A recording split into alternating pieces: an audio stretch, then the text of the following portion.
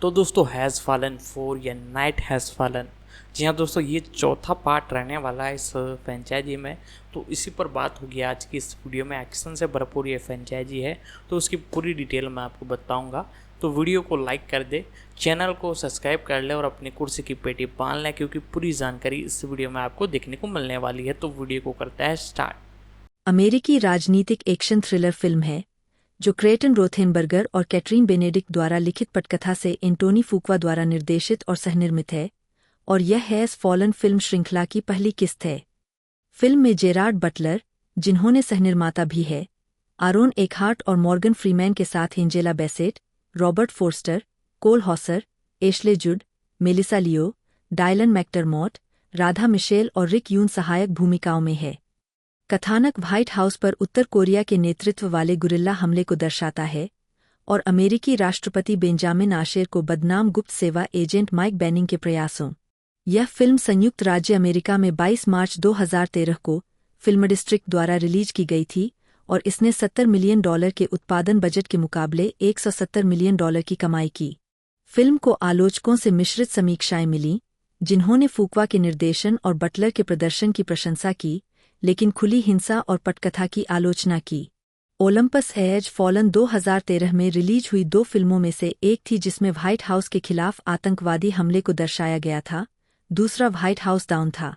London has fallen नामक एक sequel 4 मार्च 2016 को रिलीज किया गया था, जिसमें मुख्य कलाकारों ने अपनी भूमिकाओं को दोहराया था। और तीसरी फिल्म एंजेल हैज़ फॉलन 23 अगस्त 2019 को रिलीज हुई थी। कथानक: पूर्व अमेरिकी सेना रेंजर माइक बेनिंग एक गुप्त सेवा एजेंट और राष्ट्रपति सुरक्षा प्रभाग में विस्तृत नेता है, जो राष्ट्रपति बेंजामिन आशेर, प्रथम महिला मार्गरेट और उनके बेटे कॉनर के साथ व्यक्तिगत मैत्रीपूर्ण संबंध बनाए रखते हैं। कैंप डेविड से बर्फीली क्रिसमस ड्राइव पर प्रथम परिवार को ले जा रही प्रेसिडेंशियल लिमो एक बर्फीले पुल पर नियंत्रण से बाहर हो जाती है, जब एक पेड़ की शाखा मुख्य वाहन से टकराती है। बेनिंग ने आशेर को वाहन से खींच लिया, लेकिन लिमो जमी हुई नदी में गिर गई, जिससे मार्गरेट की मौत हो गई। 18 महीने बाद बेनिंग ट्रेजरी विभाग में काम करते हैं। उन्हें राष्ट्रपति पद से हटा दिया गया है। व्हाइट हाउस में दक्षिण कोरियाई प्रधानमंत्री ली ताइवू के साथ आशेर की बैठक के दौरान कांग योनसा के नेतृत्व में उत्तर कोरियाई आतंकवादी समूह Korean for United freedom (KUF) ने इमारत पर कब्जा करने और सभी को मारने के लिए पूर्ण पैमाने पर हमला किया। व्हाइट हाउस सुरक्षा बल पूर्व सीक्रेट सर्विस एजेंट से निजी सुरक्षा ठेकेदार बने डेव फोर्ब्स की सहायता से उन्होंने आशेर और PEOC के कई शीर्ष अधिकारियों को बंधक बना लिया और ली को लाइव वीडियो पर मार डाला। मारे जाने से पहले एजेंट रोमा ने पेंटागन को सचेत किया कि ओलंपस गिर गया है। KUF के शुरुआती हमले के दौरान बेनिंग व्हाइट हाउस के रक्षकों में शामिल हो गए। वह व्हाइट हाउस में वापस आ जाता है, आंतरिक निगरानी को अक्षम कर देता है और पेंटागन के आपातकालीन ब्रीफिंग रूम में गुप्त सेवा निदेशक लिन जैकब्स और सदन के अध्यक्ष एलन ट्रम्बल, जो अब कार्यवाहक राष्ट्रपति है, से संपर्क करने के लिए आशेर के सैटेलाइट ईयरफोन का उपयोग करता है। कांग ने एशर की बंधक स्थिति का उपयोग ट्रम्बल से कोरियाई प्रायद्वीप से अमेरिकी सेना को वापस लेने की मांग करने के लिए किया। वह अपने माता-पिता की मौत का बदला लेने के लिए उत्तरी अमेरिका को विकिरणित बंजर भूमि में बदलने के लिए अमेरिकी परमाणु शस्त्रागार में विस्फोट करना चाहता है। ऐसा करने के लिए उसे सेरबेरस परमाणु शस्त्रागार प्रणाली तक पहुंच कोड की आवश्यकता है, जो केवल अशर, रक्षा सचिव रूथ मैकमिलन और संयुक्त प्रमुखों के अध्यक्ष एडमिरल जोसेफ होने के पास है, जो सभी PEOC के अंदर है। एशर ने मैकमिलन और होनिक को उनकी जान बचाने के लिए अपने कोड प्रकट करने का आदेश दिया, यह निश्चित करते हुए कि वह अपना कोड नहीं छोड़ेगा। कॉनर को इमारत की दीवारों में छिपा हुआ ढूंढने और उसे सुरक्षित स्थान पर ले जाने के बाद कांग को आशेर को अपना सेरबेरस कोड प्रकट करने के लिए मजबूर करने के लिए उसका उपयोग करने से रोकने के बाद बेनिंग ने फोर्ब्स सहित कई कमांडो को मार डाला। सेना प्रमुख जनरल एडवर्ड क्लेग ने ट्रम्बुल को व्हाइट हाउस पर हवाई हमले का आदेश देने के लिए मना लिया। KUF उन्नत हाइड्रा 6 विमान भेदी प्रणाली का उपयोग करके आक्रमण बल का पता लगाता है और उसे नष्ट कर देता है। कांग ने उपराष्ट्रपति चार्ली रोड्रिग्ज को फांसी देकर जवाबी कार्रवाई की। प्रतिबंध लगाने से कांग का संचार अक्षम हो जाता है और जब वे मीडिया के सामने मैकमिलन को मारने का प्रयास करते हैं, तो उन्हें अपने गुर्गों को सामने लाने के लिए मजबूर किया जाता है, जिससे कांग के बंकर में वापस जाने से पहले उनमें से अधिक को मार दिया जाता है। उनकी संख्या तेजी से घटने के साथ कांग ने एक हेलीकॉप्टर विस्फोट में अपने कई कमांडो और शेष बंधकों की बलि देकर अपनी और अशर की मौत का नाटक रचा। बेनिंग चाल को समझ लेता है और बंकर की ओर चला जाता है। पहले से ही 2 कोर हाथ में होने के कारण कांग अंततः एशर के कोड को क्रैक कर लेता है और सेरबेरस को सक्रिय कर देता है। बेनिंग घात लगाकर हमला करता है और शेष सभी आतंकवादियों को मार डालता है जब वे आशेर के साथ भागने का प्रयास करते हैं और बेनिंग कांग के सिर में छुरा घोंपकर उसे मार देता है। आशेर ने बेनिंग को सेरबेरस के बारे में सूचित किया और बेनिंग ने ट्रम्बुल और उसके कर्मचारियों की सहायता से इसे समय पर निष्क्रिय कर दिया। व्हाइट हाउस पर दोबारा कब्जा करने के बाद आशेर को बाहर ले जाने पर प्रतिबंध लगा दिया गया। इसके बाद बेनिंग को राष्ट्रपति सुरक्षा विभाग के प्रमुख के रूप में बहाल कर दिया गया, जबकि आशेर ने हमले के बाद के बारे में बात करते हुए जनता को आश्वासन दिया कि अमेरिका पहले से भी अधिक मजबूत होकर पुनर्निर्माण करेगा। कास्ट करें। Mike Banning, secret service agent और पूर्व आर्मी रेंजर के रूप में जेरार्ड बटलर। 4 संयुक्त राज्य अमेरिका के राष्ट्रपति बेंजामिन आशेर के रूप में एरोन एकहार्ट। 5 एलन ट्रम्बुल, सदन के अध्यक्ष के रूप में मॉर्गन फ्रीमैन। 6 कांग योनसा के रूप में रिक यून, एक उत्तर कोरियाई अतिराष्ट्रवादी मास्टरमाइंड जो दक्षिण कोरियाई मंत्री के सहयोगी के रूप में प्रच्छन्न था। 7 अमेरिकी गुप्त सेवा के निदेशक लिन जैकब्स के रूप में एंजेला बेसेट। 8 संयुक्त राज्य अमेरिका सेना के chief of staff general Edward clay के रूप में रॉबर्ट फोर्स्टर। 9 एजेंट रोमा के रूप में Cole Hauser, United States secret service agent प्रभारी। 10 बेंजामिन और मार्गरेट आशेर के बेटे कॉनर आशेर के रूप में फिनले जैकबसेन। संयुक्त राज्य अमेरिका की प्रथम महिला मार्गरेट आशेर के रूप में एशले जुड। 9 रूथ मैकमिलन, रक्षा सचिव के रूप में मेलिसा लियो। 7 डेव फोर्ब्स के रूप में डायलन मैकडरमॉट, संयुक्त राज्य अमेरिका के पूर्व गुप्त सेवा एजेंट अब दक्षिण कोरिया के प्रधानमंत्री के सुरक्षा विभाग के लिए काम कर रहे हैं। 11 लिया बेनिंग, एक नर्स और माइक की पत्नी के रूप में राधा मिशेल। 12 राष्ट्रीय सुरक्षा एजेंसी के उप निदेशक रे मोनरो के रूप में शॉन ओब्रायन। एजेंट ओनील के रूप में लांस ब्रॉडवे, राष्ट्रपति की गुप्त सेवा सुरक्षा विवरण के सदस्य। 13 एजेंट जोन्स के रूप में टोरी किटल्स, राष्ट्रपति की गुप्त सेवा सुरक्षा विवरण के सदस्य। 14 दक्षिण कोरिया के प्रधानमंत्री ली ताइवू के रूप में केओंग सिम, संयुक्त राज्य अमेरिका के उपराष्ट्रपति चार्ली रोड्रिग्ज के रूप में Phil Austin, joint chiefs of staff के अध्यक्ष एडमिरल जो होनिक के रूप में James Ingersoll, Mark Diaz, United States secret service agent के रूप में फ्रेडी बॉश, चो कांग के गुर्गे के रूप में केविन मून, मलाना ली लिम, कांग की गुर्गा और तकनीकी विशेषज्ञ के रूप में। 15 यू कांग के गुर्गे के रूप में सैम मदीना। इसके अलावा MSNBC समाचार एंकर लॉरेंस ओडोनेल बिना श्रेय के वाशिंगटन DC के घटनाक्रम पर एक अनाम समाचार एंकर के रूप में रिपोर्टिंग करते हुए दिखाई देते हैं। उत्पादन ओलंपस एज फॉलन का निर्देशन एंटोनी फुकवा द्वारा किया गया था, जो उनके पहले पटकथा लेखन प्रयास में क्रेटन रोथेनबर्गर और कैटरीन बेनेडिक्ट की पटकथा पर आधारित थी। प्रोडक्शन कंपनी मिलेनियम फिल्म्स ने मार्च 2012 में विशेष स्क्रिप्ट हासिल कर ली और उसी महीने के अंत में जेरार्ड बटलर को फिल्म के स्टार के रूप में चुना गया। 4 बाकी पात्रों का चयन पूरे जून और जुलाई में किया गया। 2012 में मिलेनियम फिल्म्स ने कास्टिंग पूरी करने और फिल्मांकन शुरू करने के लिए सोनी पिक्चर्स के खिलाफ प्रतिस्पर्धा की, जो व्हाइट हाउस के अधिग्रहण के बारे में एक जुड़वां फिल्म का निर्माण कर रही थी। 16 जुलाई 2012 के मध्य में श्रेवेपोर्ट, लुइसियाना में फिल्मांकन शुरू हुआ। 9 क्योंकि ओलंपस हैज फॉलन को वाशिंगटन DC की वास्तविक सेटिंग से बहुत दूर फिल्माया गया था, इसलिए पूरा उत्पादन दृश्य प्रभावों, विशेष रूप से कंप्यूटरजनित इमेजरी पर बहुत अधिक निर्भर था। उदाहरण के लिए, लगभग सभी शुरुआती दृश्यों को बनाने के लिए कंप्यूटर का उपयोग किया गया था, जिसमें प्रथम महिला की कार दुर्घटना में मृत्यु हो गई थी। क्रोमा कुंजी ग्रीन स्क्रीन तकनीक का उपयोग अभिनेताओं को कंप्यूटरजनित बर्फीले दृश्यों में संयोजित करने के लिए किया गया था। उन दृश्यों के लिए जहां अभिनेता व्हाइट हाउस के अंदर या बाहर जाते थे, पहली मंजिल का अग्रभाग और प्रवेश द्वार बनाया गया था। कंप्यूटर ने दूसरी मंजिल, छत और डाउनटाउन DC सिटीस्केप को जोड़ा। पृष्ठभूमि में व्हाइट हाउस के साथ एक्शन दृश्यों को खुले मैदान में फिल्माया गया और व्हाइट हाउस और डीसी को पोस्ट प्रोडक्शन में जोड़ा गया। 17 स्कोर ट्रेवर मॉरिस द्वारा रचा गया था, जिनकी पिछली परियोजनाओं में द ट्यूडर्स और द बोर्गियास शामिल थे। 18 स्कोर सांता मोनिका के ट्रेवर मॉरिस स्टूडियो में ब्रातिस्लावा स्लोवाक नेशनल ऑर्केस्ट्रा के साथ रिकॉर्ड किया गया था। यह रिकॉर्ड 15 मार्च 2013 को रिलेटिविटी म्यूजिक ग्रुप लेबल के माध्यम से जारी किया गया था। ओलिम्प गिर गया है, मोशन पिक्चर से संगीत नहीं। शीर्षक लंबाई 1 स्वतंत्र लोगों की जमीन 1:42 2 पूरा पैकेज बटा snowy car talk 2 3 stage coach दुर्घटनाएं बटा प्रथम महिला की मृत्यु। एज फॉलन एक अमेरिकी एक्शन थ्रिलर फिल्म श्रृंखला है जिसमें जेरार्ड बटलर ने United States secret service agent Mike Banning की भूमिका निभाई है। श्रृंखला में Olympus has fallen 2013, London has fallen 2016 और एंजेल हैज फॉलन 2019 फिल्में शामिल है। फिल्मों में एरोन एकहार्ट ने अमेरिकी राष्ट्रपति बेंजामिन आशेर की भूमिका निभाई है और मॉर्गन फ्रीमैन ने सदन के अध्यक्ष और अंतर्राष्ट्रपति एलन ट्रम्बल की भूमिका निभाई है। फिल्मों को आमतौर पर मिश्रित आलोचनात्मक प्रतिक्रिया मिली है और उन्होंने दुनिया भर में कुल $523 मिलियन की कमाई की है। फिल्म श्रृंखला जारी रहेगी क्योंकि बटलर ने 3 और फीचर फिल्मों के लिए अनुबंध किया है।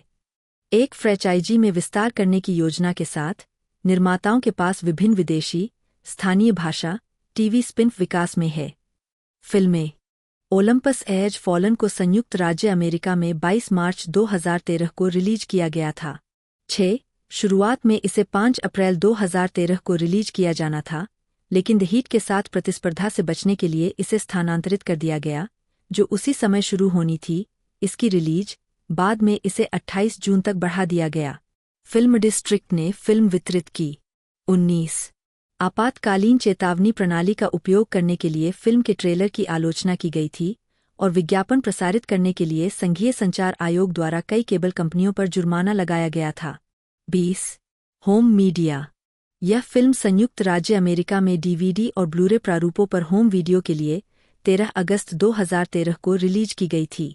इसने अमेरिका में वीडियो रेंटल बिक्री से $38.2 मिलियन की कमाई की।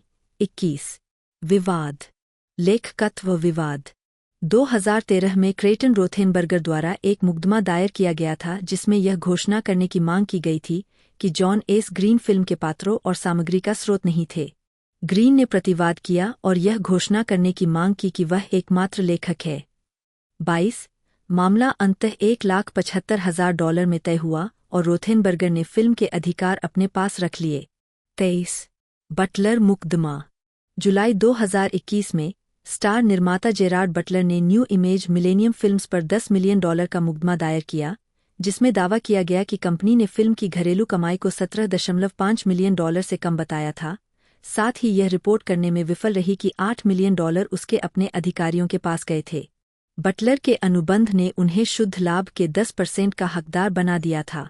24 स्वागत box office Olympus has fallen ने अमेरिका और कनाडा में $98.9 मिलियन और अन्य क्षेत्रों में $71.3 मिलियन की कमाई की, जबकि दुनिया भर में कुल $170.2 मिलियन की कमाई हुई, जबकि इसका बजट $70 मिलियन था।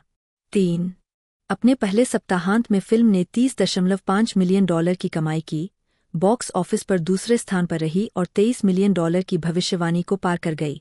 25, 26, 27 आलोचनात्मक प्रतिक्रिया समीक्षा एग्रीगेटर वेबसाइट रॉटन टोमाटोज की रिपोर्ट है कि 200 समीक्षाओं के आधार पर फिल्म की अनुमोदन रेटिंग 50% है और औसत रेटिंग 5.40/10 है। साइट की आलोचनात्मक सहमति में लिखा है, यह मूल से बहुत दूर है, लेकिन ओलंपस हैज फॉलन को एंटोनी फुकवा के तनावपूर्ण निर्देशन और जेरार्ड बटलर के मजबूत प्रदर्शन से लाभ मिलता है, जो एक्शन के शौकीनों के लिए पर्याप्त हो सकता है। 28 मेटाक्रिटिक ने 30 आलोचकों के आधार पर फिल्म को 100 में से 41 का भारित औसत स्कोर दिया है, जो मिश्रित या औसत समीक्षा दर्शाता है। 29 सिनेमास्कोर द्वारा सर्वेक्षण में शामिल दर्शकों ने फिल्म को A+ से F पैमाने पर एक ग्रेड दिया।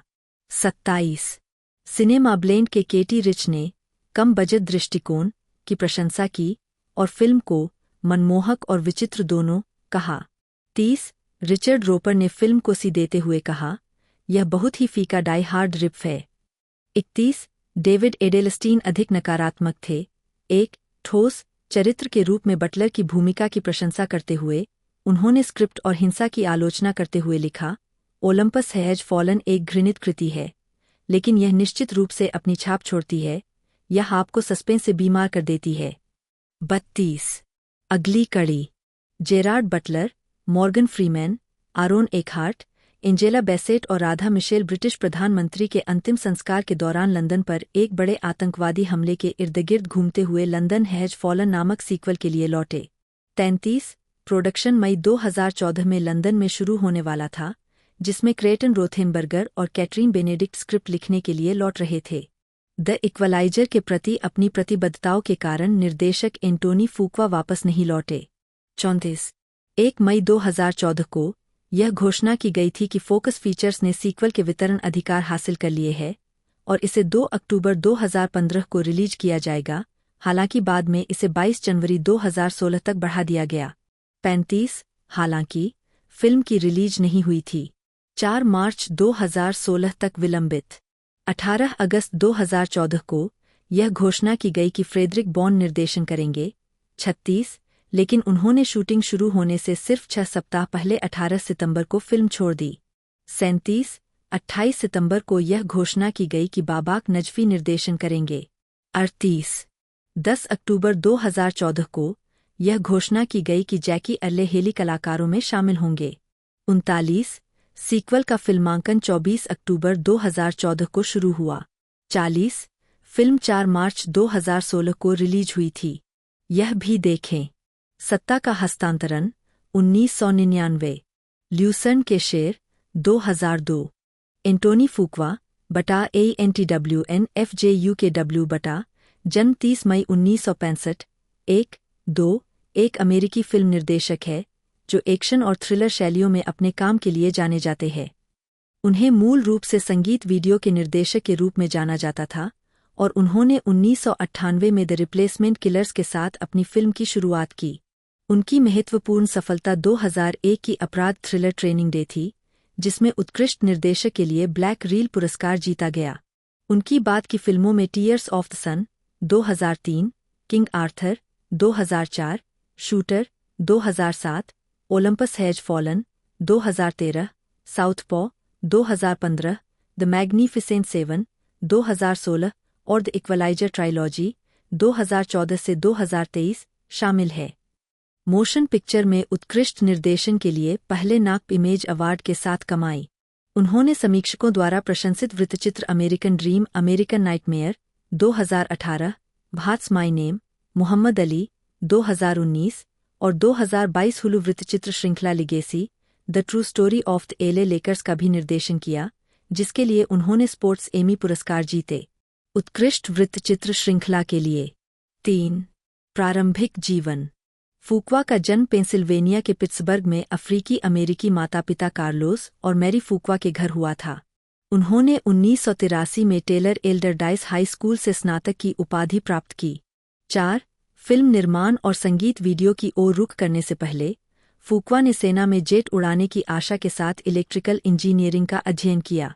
5 फूक्वा ने अकीरा कुरोसावा के लगातार सहयोगी पटकथा लेखक शिनोबु हाशिमोतो को श्रद्धांजलि अर्पित करते हुए कहा कि उनके लेखन ने यहूदी बस्ती में रहने वाले पिट्सबर्ग के एक लड़के को प्रभावित किया। शिनोबु हाशिमोतो का लेखन बहुत सुंदर, काव्यात्मक, शक्तिशाली और हृदय विदारक था। यह सब न्याय के बारे में था, यह सब बलिदान के बारे में था और इसने मुझे उन लोगों में से एक बनना चाहा। मैं एक ऊबड़ खाबड़ इलाके से आया था और गरीब लोगों को नीचे धकेले जाने को देखने का मेरा अपना अनुभव था। कोई भी व्यक्ति जिसके पास शक्ति होती, वे अंदर आते और दूसरे लोगों से छीन लेते। 6 फूक्वा ने बताया कि कैसे हिंसा के उनके अनुभव ने उनकी किशोरावस्था को आकार दिया और उनके करियर के अंतिम विकल्प में भूमिका निभाई। मुझे पहला बड़ा ब्रेक तब मिला जब मैं 15 साल की उम्र में गोली मार दी गई। इसने मेरी जिंदगी बदल दी और मुझे सड़कों पर ज्यादा घूमने फिरने और फिल्मों में ज्यादा जाने की इजाजत नहीं दी। इस प्रकार की चीजें जीवन के प्रति बेहतर सराहना और आपके आसपास के लोगों के प्रति बेहतर सराहना के लिए जागृत कॉल है। अपने जीवन के उस क्षण से मैंने अपनी सारी ऊर्जा उस चीज में लगा दी जिसमें मैं विश्वास करता था, और उस समय वह बास्केटबॉल और खेल खेलना था। इससे मुझे छात्रवृत्ति मिली। उसके बाद एक प्रोफेसर ने कहा कि मुझे कला की कक्षा लेनी चाहिए। मुझे कारवागियो नाम के एक कलाकार से प्यार हो गया। 7. कैरियर। फूकवा ने अपने करियर की शुरुआत टोनी ब्रेक्सटन, स्टीवी वंडर और प्रिंस जैसे लोकप्रिय कलाकारों के लिए संगीत वीडियो का निर्देशन करके की। उन्होंने कूलियो द्वारा गैंगस्टाज पैराडाइज वीडियो में मिशेल फिफर को निर्देशित किया, जिसका उपयोग जेरी ब्रुकहाइमर की सफल फिल्म डेंजरस माइंड्स को बढ़ावा देने के लिए किया गया था। फिल्म बड़ी हिट हुई और जेरी ब्रुकहाइमर इतने दयालु थे कि उन्होंने मुझे इसका बहुत सारा श्रेय दिया क्योंकि उन्होंने मेरे संगीत वीडियो का इस्तेमाल किया। विडंबना यह थी कि लोगों ने सोचा कि मैं नया फ्रांसीसी फिल्म निर्देशक हूँ। किसी को अंदाजा नहीं था कि मैं पिट्सबर्ग, पेंसिल्वेनिया का रहने वाला लड़का हूँ। इसलिए मैं कमरे में टहलता था और लोग सचमुच मुझसे कॉफ़ी लाने के लिए कहते थे, और मैं कहूँगा, नहीं नहीं, मैं निर्देशक हूँ, और मुझे उनके चेहरे देखना अच्छा लगा। वह मज़ेदार था। 7. 1998 के बाद से फूकवा ने मुख्य रूप से एक फीचर फिल्म निर्देशक के रूप में काम करना शुरू किया। टाइम पत्रिका के लिए एक श्रद्धांजलि लेख में फूकवा ने एक फिल्म निर्माता के रूप में कुरोसावा के प्रति अपना प्रारंभिक सम्मान व्यक्त किया और बताया कि कैसे कुरोसावा ने फिल्म निर्माण पर अपने स्वयं के दृष्टिकोण को प्रभावित किया। स्क्रीन लेखक हाशिमोतो का अकीरा कुरोसावा और हिदेओ ओगुनी के साथ काम करना बहुत सुंदर था और काव्यात्मक, सशक्त और हृदय विदारक। यह सब न्याय के बारे में था, यह सब बलिदान के बारे में था, और इसने मुझे उन लोगों में से एक बनने के लिए प्रेरित किया। 6. उनकी पहली फीचर फिल्में जॉन वू निर्मित action film the replacement killers 1998 थीं, जिसमें चाओ यून फैट ने अभिनय किया था, और एक्शन कॉमेडी बैट 2000, जिसमें जेमी फॉक्स ने अभिनय किया था। इसके बाद उन्होंने क्राइम थ्रिलर ट्रेनिंग डे 2001 का निर्देशन किया, जिसके लिए स्टार डेंजल वाशिंगटन ने सर्वश्रेष्ठ अभिनेता का अकादमी पुरस्कार जीता। उनकी अगली फिल्में action war drama tears of the sun 2003, Arthurian legend film King Arthur 2004, conspiracy action thriller shooter 2007, crime film Brooklyn's finest 2009 और एक्शन थ्रिलर ओलंपस हैस थीं। फॉलेन 2013 और द इक्वलाइजर 2014, जिनमें से जेरार्ड जेम्स बटलर, जन्म 13 नवंबर 1969, एक स्कॉटिश अभिनेता और फिल्म निर्माता है। कानून की पढ़ाई करने के बाद उन्होंने 1990 के दशक के मध्य में Mrs Brown 1997, James Bond film Tomorrow Never Dies 1997 और टेल ऑफ द ममी 1998 जैसी प्रस्तुतियों में छोटी भूमिकाओं के साथ अभिनय की ओर रुख किया। 2000 में उन्होंने क्रिस्टोफर प्लमर और जॉनी ली मिलर के साथ गॉथिक हॉरर फिल्म ड्रैकुला 2000 में काउंट ड्रैकुला के रूप में अभिनय किया। उन्होंने लघु श्रृंखला अत्तिला 2001 में अत्तिला द हुन की भूमिका निभाई। फिर आंद्रे मारे की भूमिका निभाने से पहले क्रिश्चियन बेल 2002 और Lara Croft Tomb Raider the Cradle of Life with Angelina Jolie 2003 के साथ फिल्मों में दिखाई दिए। माइकल क्रिक्टन की विज्ञान कथा साहसिक टाइमलाइन 2003 का रूपांतरण। उसके बाद उन्हें जोएल शूमाकर की 2004 की संगीतमय film the Phantom of the opera के फिल्म रूपांतरण में एमी रोसम के साथ हेरिक द फैंटम के रूप में चुना गया। इससे उन्हें सर्वश्रेष्ठ अभिनेता के लिए सैटेलाइट पुरस्कार नामांकन प्राप्त हुआ। जैक स्नाइडर की फंतासी युद्ध फिल्म 300 में किंग लियोनिदास के किरदार के लिए बटलर को दुनिया भर में पहचान मिली। उस भूमिका ने उन्हें सर्वश्रेष्ठ अभिनेता के लिए एम्पायर अवार्ड और सर्वश्रेष्ठ अभिनेता के लिए सैटर्न अवार्ड के लिए नामांकन और सर्वश्रेष्ठ फाइट के लिए एमटीवी मूवी अवार्ड की जीत दिलाई। उन्होंने समीक्षकों और व्यावसायिक रूप से सफल how to train your dragon franchise 2010 से 2019 में स्टोइक द वास्ट को आवाज दी। इसके अलावा 2010 के दशक में उन्होंने एक्शन थ्रिलर श्रृंखला Olympus has fallen, London has fallen, Angel has fallen और आगामी नाइट हैज फॉलन में secret service agent Mike Banning की भूमिका निभाई।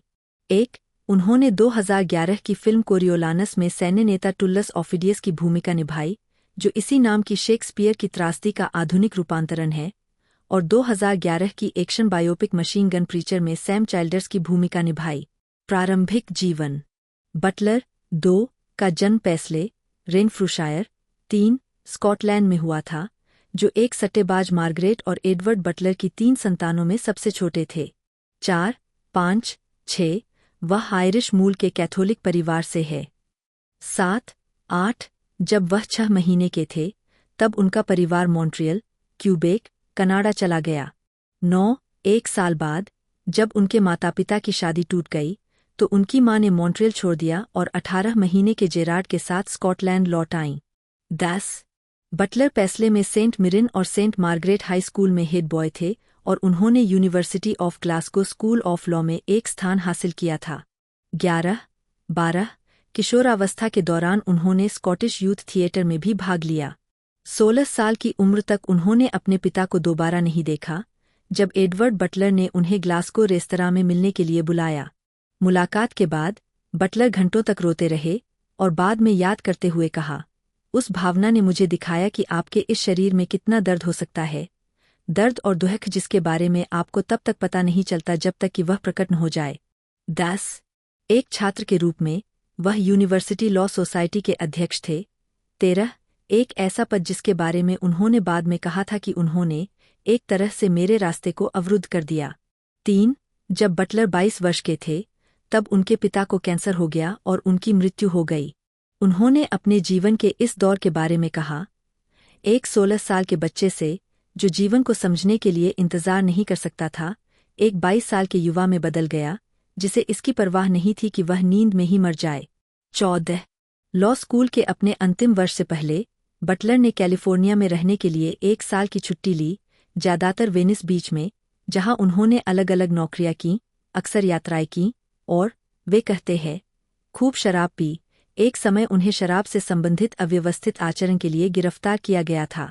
उस वर्ष के दौरान अपने व्यवहार का वर्णन करते हुए उन्होंने याद किया, मैं नियंत्रण से बाहर हो गया था और इसे इस विचार के साथ उचित ठहरा रहा था कि मैं युवा हूँ, यही जीवन है, यह मैं सिर्फ उद्दाम हूँ।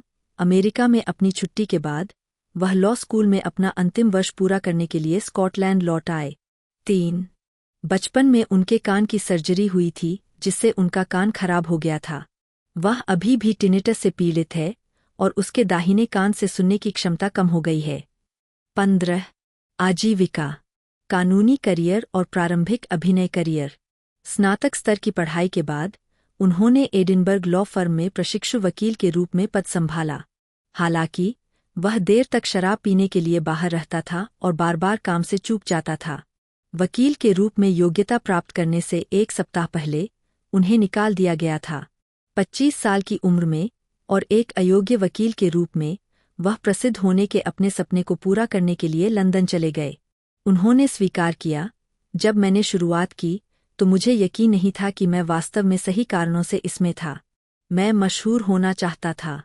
10 अगले वर्ष फिल्म से दूर एकहार्ट ने एनबीसी के कॉमेडी सिटकॉम फ्रेजियर के 2 एपिसोड में अतिथि भूमिका निभाई, जहां उन्होंने चार्लोट के प्रेमी डॉ फ्रेजियर क्रेन की प्रेमिका की भूमिका निभाई। 53 उनकी अगली फिल्म भूमिका एलियास मेर्हिगे की थ्रिलर सस्पेक्ट जीरो में थी। यह एक एफबीआई एजेंट के बारे में फिल्म थी जो एक हत्यारे का पता लगाता है जो सीरियल किलर की हत्या करता है। 55 रिलीज होने पर फिल्म को व्यापक रूप से नकारात्मक समीक्षा मिली। 57 स्वागत के बावजूद एकहार्ट के प्रदर्शन को आलोचकों द्वारा पसंद किया गया। न्यूज़डे ने लिखा है कि एकहार्ट शास्त्रीय रूप से सुंदर अग्रणी व्यक्ति थे, लेकिन मेर्हिगे उनसे जटिलता और पीड़ा की मांग करते थे। 58 सस्पेक्ट जीरो बॉक्स ऑफिस पर निराशाजनक रही, जिसने दुनिया भर में $11 मिलियन की कमाई की। 59 इसके अलावा 2004 में एकहार्ट ने गैरिक थिएटर में डेविड मेमेट की ओलियाना में जूलिया स्टाइल्स के साथ लंदन के मंच पर अभिनय किया। यह नाटक 2004 के मध्य तक चला। 60 इस प्रदर्शन के लिए एकहार्ट को अनुकूल आलोचनात्मक समीक्षाएं मिलीं। 61 2005 में फिल्म में वापसी करते हुए एकहार्ट नेवरवास में एक चिकित्सक के रूप में दिखाई दिए, जो एक जर्जर मानसिक अस्पताल में नौकरी करता है, जिसने कभी उसके पिता निक नोल्टे का इलाज किया था। इस फीचर को कभी भी पूर्ण नाटकीय रिलीज नहीं दिया गया, अंततः 2007 में इसे सीधे डीवीडी पर रिलीज किया गया। 62 विश्वव्यापी पहचान। एकहार्ट का अगला project thank you for smoking था, जिसमें उन्होंने एक तंबाकू लॉबिस्ट निक नेलर की भूमिका निभाई, जिसकी फर्म ने सिगरेट पीने और फेफड़ों के कैंसर के बीच संबंध पर शोध किया था। एकहार्ट ने कहा कि उन्हें भूमिका निभाने में चुनौती महसूस हुई। आपको ये शब्द कहने होंगे जो पागलपन भरे हैं, और फिर भी इसे अपने चेहरे पर मुस्कान के साथ करना होगा और दर्शक आपके जैसे होंगे। एक बिंदु पर मैं एक टॉक शो कर रहा हूँ, एक बच्चा जो कैंसर से मर रहा है और वह कीमोथेरेपी और पूरी प्रक्रिया से गुजर रहा है, और मैं इसे इस प्रकार घुमाता हूँ कि धूम्रपान विरोधी लोग बुरे लोग हैं और मैं अच्छा लड़का हूँ, और मेरा मतलब है कि मैं इस लड़के का सबसे अच्छा दोस्त हूँ। इसे खत्म कर दिया गया है। 63 फिल्म को 2005 में 30वें वार्षिक टोरंटो अंतर्राष्ट्रीय फिल्म महोत्सव में एक विशेष प्रस्तुति में प्रदर्शित किया गया था। 64 मार्च 2006 में इसकी सीमित रिलीज हुई थी और अगले महीने इसे दुनिया भर में रिलीज किया गया था। 66 अपने प्रदर्शन के लिए एकहार्ट को मोशन पिक्चर म्यूजिकल या कॉमेडी में सर्वश्रेष्ठ अभिनेता के लिए गोल्डन ग्लोब नामांकन मिला। 68 यूएसए टुडे के एक योगदानकर्ता ने लिखा कि उन्होंने असाधारण शानदार प्रदर्शन दिया, जिसमें कहा गया कि निक नाइलर के रूप में उन्होंने उन्हें उनके संशय में भी पसंद करने योग्य बनाए रखा। 69 फिल्म की सिएटल पोस्ट इंटेलिजेंसर समीक्षा में यह बताया गया कि अपनी चुलबुली लेकिन करुणाहीन मुस्कान के तहत एकहार्ट ने आकर्षण बिखेरा और नाइलर की सच्ची खुशियाँ, तर्कों में हेराफेरी करना, बहस को आगे बढ़ाना, शब्दों को पकाना। 70 इसी वर्ष उन्होंने अन्य महिलाओं के साथ बातचीत 2006 में हेलेना बोनहम कार्टर के साथ अभिनय किया। 71 इस फिल्म का प्रचार करते समय एकहार्ट ने खुलासा किया कि वह टाइपकास्ट नहीं होना चाहते हैं या खुद को दोहराना नहीं चाहते हैं। उन्होंने कहा कि वह और अधिक खलनायक की भूमिका नहीं निभाना चाहते हैं। 4 वह 2006 की film Noire the black dahlia, जो कि 1947 के एक वास्तविक अपराध पर आधारित थी, में सार्जेंट लेलैंड ली ब्लैंचर्ड के रूप में दिखाई दिए, जो एलिजाबेथ शॉर्ट की हत्या की जांच करने वाला एक जासूस था, जिसे बाद में ब्लैक डाहलिया करार दिया गया। 73 फिल्म का प्रीमियर 63वें वेनिस अंतर्राष्ट्रीय फिल्म महोत्सव में हुआ। 74 फिल्म का स्वागत मिश्रित रहा। 76 लेकिन कई आलोचकों ने एकहार्ट के प्रदर्शन का आनंद लिया। टाइम आउट पत्रिका ने एकहार्ट और सहकलाकार हिलेरी स्वैंक की उनके प्रदर्शन के लिए प्रशंसा करते हुए लिखा, दोनों अपनी माध्यमिक भूमिकाओं में महान हैं। 77 एक कोकेशियान पुरुष प्रशंसकों को ऑटोग्राफ दे रहा है। उसके सुनहरे बाल है और उसने काले रंग का सूट जैकेट पहना हुआ है। पृष्ठभूमि में अन्य लोग दिखाई दे रहे हैं। 2008 में द डार्क नाइट के प्रचार के दौरान प्रशंसकों को ऑटोग्राफ देते एकहार्ट अंतर्राष्ट्रीय स्तर पर एक सेक्स प्रतीक के रूप में देखे जाने के कारण उन्हें 2006 में पीपुल पत्रिका के 100 सबसे खूबसूरत लोगों में से एक नामित किया गया था। 78 अगले वर्ष एकहार्ट को academy of motion picture arts and sciences में शामिल होने के लिए आमंत्रित किया गया था। 80 उन्होंने नो रिजर्वेशंस 2007 में अभिनय किया, जो 2001 की German romantic comedy mostly Martha की रीमेक थी। उन्होंने उभरते हुए हॉटशॉट शेफ के रूप में कैथरीन जेटा-जोन्स के साथ अभिनय किया। 81 फिल्म को मिश्रित समीक्षा मिली और मूल फिल्म की तुलना में इसकी तुलना प्रतिकूल थी। 82 एकहार्ट ने 2008 की कॉमेडी मीट बिल में अभिनय किया, जिसमें उन्होंने उसी नाम का किरदार निभाया, जो अपने ससुर के बैंक में काम करने वाला एक उदास कार्यकारी था। 83 इस भूमिका के लिए उन्होंने 30 पाउंड वजन बढ़ाया और मोटा सूट पहना। 85 जुलाई 2013 में San Diego Comic Con International में एकहार्ट। इसके अलावा 2008 में एकहार्ट ने क्रिस्टोफर नोलन की द डार्क नाइट में कॉमिक बुक चरित्र हार्वे डेंट को चित्रित किया, जो 2005 की फिल्म बैटमैन बिगिंस की अगली कड़ी थी। 87 एकहार्ट को कास्ट करने का नोलन का निर्णय in company of men, the black dahlia और थैंक यू फॉर स्मोकिंग फिल्मों में उनके भ्रष्ट चरित्रों के चित्रण पर आधारित था। 88 उन्होंने चरित्र के अपने चित्रण में कहा कि वह अभी भी खुद के प्रति सच्चा है। वह एक अपराध सेनानी है। वह अच्छे लोगों को नहीं मार रहा है। वह एक बुरा आदमी नहीं है, पूरी तरह से नहीं, यह स्वीकार करते हुए कि मैं अच्छे लोगों में मेरी रुचि गलत हो गई है। 88 द डार्क नाइट एक बड़ी वित्तीय और आलोचनात्मक सफलता थी, जिसने उत्तरी अमेरिका के लिए शुरुआती सप्ताहांत बॉक्स ऑफिस पर एक नया रिकॉर्ड स्थापित किया। दुनिया भर में $1 बिलियन के राजस्व के साथ 90 यह अब तक की चौथी सबसे ज्यादा कमाई करने वाली फिल्म बन गई। 91 और एकहार्ट के करियर की सबसे ज्यादा कमाई करने वाली फिल्म बन गई। रोजर एबर्ट ने कहा कि एकहार्ट ने फीचर में अपने चरित्र के रूप में विशेष रूप से अच्छा काम किया है। 92 जबकि प्रीमियर पत्रिका ने भी उनके प्रदर्शन का आनंद लिया, यह देखते हुए कि वह आपको अपनी दुर्भाग्यपूर्ण महत्वाकांक्षा में विश्वास दिलाते हैं।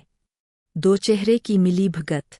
द डार्क नाइट की सफलता के बाद एकहार्ट अगली बार एलन बॉल के टॉवेलहेड 2008 में दिखाई दिए, जो इसी नाम के एलिसिया एरियन उपन्यास का रूपांतरण था, जिसमें उन्होंने खाड़ी युद्ध सेना के एक रिजर्विस्ट की भूमिका निभाई थी जो अपने 13 साल के बेटे का यौन शोषण करता है। पुराना अरब अमेरिकी पड़ोसी। 94 यह फिल्म 2007 के टोरंटो अंतर्राष्ट्रीय फिल्म महोत्सव में नथिंग इज प्राइवेट नाम से प्रदर्शित की गई थी। 95 सेक्स दृश्यों के बारे में पूछे जाने पर एकहार्ट ने कहा, वे कठिन समय थे। जिस तरह से मैंने यह किया वह वास्तव में एलन पर भरोसा करना था। यह शब्दों में था, मैंने वास्तव में समर बिशिल पर भरोसा किया और मैंने कोशिश की उसे मुझ पर भरोसा दिलाने के लिए, संबंध बनाने के लिए। जब हम शारीरिक दृश्य कर रहे थे तो हम वास्तव में यंत्रवत उनका अभ्यास करते थे और मैं कहता था, ठीक है, मैं यहाँ अपना हाथ रखने जा रहा हूँ, मैं करने जा रहा हूँ, इसे करें। मुझे लगता है कि मुझे यह अधिक कठिन लगा। 96 टॉवेलहेड गंभीर और आर्थिक रूप से असफल रहा। 97 98 उन्होंने सितंबर 2009 में release romantic drama love happens में जेनिफर एनिस्टन के साथ एक प्रेरक वक्ता के रूप में सहअभिनय किया, जो अपने दुहक को स्वीकार कर रहा था। 99 100 फिल्म को अस्पष्ट समीक्षाएं मिलीं। 101 ऑरलैंडो सेंटिनल के एक योगदानकर्ता ने बताया कि एकहार्ट ने पूरी फिल्म में टूटा हुआ किरदार निभाया है। 102 अगले वर्ष उन्होंने रैबिट होल 2010 में निकोल किडमैन के साथ अभिनय किया, जो डेविड लिंडसे बेयर के 2005 के इसी नाम के नाटक का रूपांतरण था। 103 104 इस फीचर का premiere 2010 Toronto International Film Festival में हुआ। 105 2011 में एकहार्ट ने जोनाथन लीब्समैन की विज्ञान कथा फिल्म बैटल लॉस एंजेल्स में अभिनय किया, जिसमें उन्होंने एक लड़ाकू अनुभवी समुद्री प्लाटून सार्जेंट की भूमिका निभाई। फिल्म आधुनिक लॉस एंजेल्स में एक वैश्विक विदेशी आक्रमण के दौरान सेट की गई थी और अमेरिकी नौसैनिकों की एक पलटन का वर्णन करती है, जो विदेशी दुश्मन के खिलाफ युद्ध अभियानों में वायुसेना के विशेष अभियान सार्जेंट और सेना के कुछ पैदल सेना के सैनिकों के साथ शामिल होते हैं। 106 ब्रूस रॉबिन्सन द्वारा निर्देशित हंटर एस थॉम्पसन के उपन्यास रूपांतरण द रम डायरी में वह जॉनी डेप, रिचर्ड जेनकिंस और एम्बर हर्ड के साथ दिखाई दिए। 107 108 फिल्म में एकहार्ट ने एक धनी जमींदार सैंडरसन की भूमिका निभाई, जो मानता है कि हर चीज की एक कीमत होती है, और वह पॉल केम्प डेप को एक अलग जीवन स्तर से परिचित कराता है। 107 108 उन्होंने 2013 की action thriller Olympus has fallen में जेरार्ड बटलर के साथ एक अमेरिकी राष्ट्रपति की भूमिका निभाई, जिसे बंधक बना लिया गया है, और इसके 2016 के सीक्वल लंदन हैज फॉलन में उन्होंने इस भूमिका को दोहराया। 109 2019 में उन्होंने रोलैंड एमेरिज की ब्लॉकबस्टर फिल्म मिडवे में अभिनय किया, जिसमें Ed Skrein, Patrick Wilson, Dennis Quaid और वुडी हैरेल्सन भी थे। रॉबर्ट वालेस फोस्टर जूनियर 1-2 13 जुलाई 1941 11 अक्टूबर 2019, जिन्हें पेशेवर रूप से रॉबर्ट फोस्टर के नाम से जाना जाता है, एक अमेरिकी अभिनेता थे जिन्हें मीडियम कूल 1969 कैप्टन डैन में जॉन कैसेलिस की भूमिकाओं के लिए जाना जाता था। द ब्लैक होल 1979 में हॉलैंड, द डेल्टा फोर्स 1986 में अब्दुल रफ़ाई और जैकी ब्राउन 1997 में मैक्स चेरी, जिसके लिए उन्हें सर्वश्रेष्ठ सहायक अभिनेता के अकादमी पुरस्कार के लिए नामांकित किया गया था। फोर्स्टर की विविध फिल्मोग्राफी में शामिल है reflections in a golden eye 1967, alligator 1980, me, myself and Irene 2000, Mulholland Drive 2001, the descendants 2011, Olympus has fallen 2013, London has fallen 2016, भाट द हेड 2018 और the wolf of snow hollow 2020। उन्होंने टेलीविजन श्रृंखला जैसे बेन्योन 1971 से 1973, हीरोज 2007 से 2008, ट्विन पीक्स 2017 और Breaking Bad episode Granite State में Ed Galbraith के रूप में प्रमुख भूमिकाएं निभाईं, जिसके लिए उन्होंने सैटर्न पुरस्कार जीता। टेलीविजन पर सर्वश्रेष्ठ अतिथि अभिनीत भूमिका। उन्होंने फिल्म एल कैमिनो, ए ब्रेकिंग बैड मूवी 2019 और बेटर कॉल शाउल में भूमिका दोहराई। प्रारंभिक जीवन। फोर्स्टर का जन्म और पालन पोषण रोचेस्टर, न्यूयॉर्क में हुआ। 3. उनकी मां इतालवी अमेरिकी थीं, जबकि उनके पिता अंग्रेजी और आयरिश मूल के थे। 4. 1949 में इस जोड़े का तलाक हो गया। उद्धरण वांछित। फोर्स्टर ने अपने उपनाम में आर जोड़ा क्योंकि स्क्रीन एक्टर्स गिल्ड का एक और सदस्य था जिसका नाम रॉबर्ट फोस्टर था। 2. कैरियर। 2 प्रमुख हॉलीवुड फिल्मों में प्रशंसित सहायक प्रदर्शन, उद्धरण वांछित, के बाद एक जॉन हस्टन की reflections in a golden eye 1967 में प्राइवेट विलियम्स के रूप में, दूसरी रॉबर्ट मुलिगन की द स्टॉकिंग मून 1968 में पार्ट इंडियन आर्मी स्काउट निक टाना के रूप में। फोर्स्टर समीक्षकों द्वारा प्रशंसित फिल्म मीडियम कूल 1969 में अभिनय किया।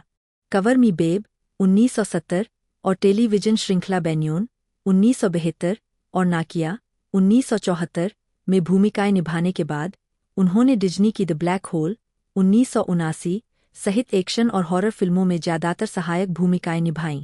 फोर्स्टर ने 1980 के दशक में alligator 1980, vigilante 1983, the delta force 1986 और द बैंकर 1989 जैसी प्रतिष्ठित बी फिल्मों में मुख्य भूमिकाएं निभाईं। फोर्स्टर जैकी ब्राउन के चरित्र मैक्स चेरी के रूप में दिखाई दिए, जिससे उन्हें 1997 में सर्वश्रेष्ठ सहायक अभिनेता के लिए अकादमी पुरस्कार के लिए नामांकन मिला। जैकी ब्राउन ने फोर्स्टर के करियर को पुनर्जीवित किया, एक ऐसा प्रभाव जो क्वेंटिन टारंटिनो फिल्मों में दिखाई देने वाले कई अभिनेताओं के लिए हुआ। 5. बाद में उन्होंने फिल्म उद्योग में लगातार काम किया, like Mike, Mulholland Drive, me, myself and Irene, lucky number 11 और फायरवॉल में दिखाई दिए। वह टेलीविजन के लिए बनी film the hunt for the BTK killer में सीरियल किलर डेनिस रेडर को पकड़ने के इरादे से जासूस के रूप में दिखाई दिए। फोर्स्टर ने अल्पकालिक फॉक्स श्रृंखला फास्टलेन में वैन के पिता की भूमिका भी निभाई। फोर्स्टर ने डीजे रा के हिप हॉप साक्षरता अभियान के लिए एक सार्वजनिक सेवा घोषणा दर्ज की, जिसमें एल्मो लियोनार्ड की किताबें पढ़ने को प्रोत्साहित किया गया, जिनकी पुस्तक रमपंच को जैकी ब्राउन के रूप में रूपांतरित किया गया था। एनबीसी श्रृंखला बेनियन 1972 में शीर्षक चरित्र के रूप में फोर्स्टर। वह हिट एनबीसी श्रृंखला हीरोज में नाथन और पीटर पेट्रेली के पिता आर्थर पेट्रेली के रूप में दिखाई दिए। साथ ही एमी पुरस्कार विजेता एएमसी अपराध नाटक ब्रेकिंग बैड में वाल्टर व्हाइट के नए पहचान विशेषज्ञ एड गैल्ब्रेथ के रूप में दिखाई दिए। यह भूमिका उन्होंने एल में दोहराई थी। कैमिनो, ए ब्रेकिंग बैड मूवी और बेटर कॉल शाउल। उन्होंने एबीसी, बाद में फॉक्स, की hit comedy last man standing में टिम एलन के माइक बैक्स्टर के पिता बड बैक्स्टर की भूमिका निभाई। फोर्स्टर एक प्रेरक वक्ता भी थे। 6. डेविड लिंच की ट्विन पीक्स में शेरिफ हैरी एस. ट्रूमैन की भूमिका निभाने के लिए वह पहली पसंद थे, लेकिन एक अलग टेलीविजन पायलट के प्रति पूर्व प्रतिबद्धता के कारण उन्हें इसे ठुकराना पड़ा और उनकी जगह माइकल ओंटके ने ले ली। वह लिंच के मुल्होलैंड ड्राइव में दिखाई दिए, जो एक टीवी श्रृंखला के लिए पायलट था, जिसे नहीं चुना गया था, लेकिन बाद में समीक्षकों द्वारा प्रशंसित फिल्म में बदल दिया गया, और अंततः ट्विन पीक्स में शेरिफ हैरी एस ट्रूमैन के भाई, शेरिफ फ्रैंक ट्रूमैन की भूमिका निभाते हुए दिखाई दिए। ट्विन पीक्स, द रिटर्न, जब ओंटकेन अपनी भूमिका को दोबारा निभाने के लिए उपलब्ध नहीं थे। 7. इस बारे में फोर्स्टर ने कहा, डेविड लिंच, वह कितना अच्छा लड़का है। वह मुझे मूल फिल्म के लिए 25 साल पहले एक भूमिका के लिए नियुक्त करना चाहता था, और मैं एक पायलट के लिए दूसरे लड़के के लिए प्रतिबद्ध था जो कभी नहीं गया। इसलिए मैं मूल ट्विन पीक्स नहीं किया, जो जीवन परिवर्तक होता। अगर आप उन वर्षों को याद करते तो यह एक बड़ी सफलता होती, लेकिन मैंने ऐसा नहीं किया। और इस बार मुझे मिल गया। मेरे एजेंटों का फ़ोन आया और उन्होंने कहा, डेविड लिंच आपको फ़ोन करने जा रहे हैं। जब उन्होंने मुझे 5 मिनट बाद फ़ोन किया तो उन्होंने कहा, मैं चाहता हूं कि आप आए और मेरे साथ फिर से काम करें। क्या डेविड? मैं आ गया। 8. फोर्स्टर की मृत्यु के बाद वह मरणोपरांत एल कैमिनो, ए ब्रेकिंग बैड मूवी में दिखाई दिए, जिसमें ब्रेकिंग बैड श्रृंखला के एड डिसेपियर के चरित्र को दोहराया गया। जिस दिन फिल्म रिलीज हुई उसी दिन उनकी मृत्यु हो गई। 5. 4 महीने बाद फोर्स्टर फिर से बेटर कॉल शाउल के 5वें सीजन के एपिसोड मैजिक मैन में एड के रूप में मरणोपरांत दिखाई दिए। यह एपिसोड हमारे मित्र रॉबर्ट फोर्स्टर के प्रति समर्पण के साथ समाप्त हुआ। वह अपनी मृत्यु से पहले रिबूट की गई अमेजिंग स्टोरीज टेलीविजन श्रृंखला के एक एपिसोड डायनोमन एंड द वोल्ट में भी दिखाई दिए। यह एपिसोड फोर्स्टर को समर्पित था। 9. व्यक्तिगत जीवन। फोर्स्टर की शादी 1966 से 1975 तक जून फोर्स्टर, नी प्रोवेंजानो, से हुई थी। इस जोड़े की मुलाकात उनके अल्मा मेटर, रोचेस्टर विश्वविद्यालय में हुई थी। 10. इस विवाह से 3 बेटियां पैदा हुईं, एलिजाबेथ, कैथरीन, केट और मेघेन। रॉबर्ट की शादी 1978 से 1980 तक जिविया फोर्स्टर से हुई थी। पिछले रिश्ते से उनका एक बेटा, रॉबर्ट 3 भी था। 2004 से उनकी मृत्यु के समय तक उनके लंबे समय तक साथी डेनिस ग्रेसन थे। 2. वह हाई IQ 999 सोसाइटी के सदस्य थे। 11. मृत्यु।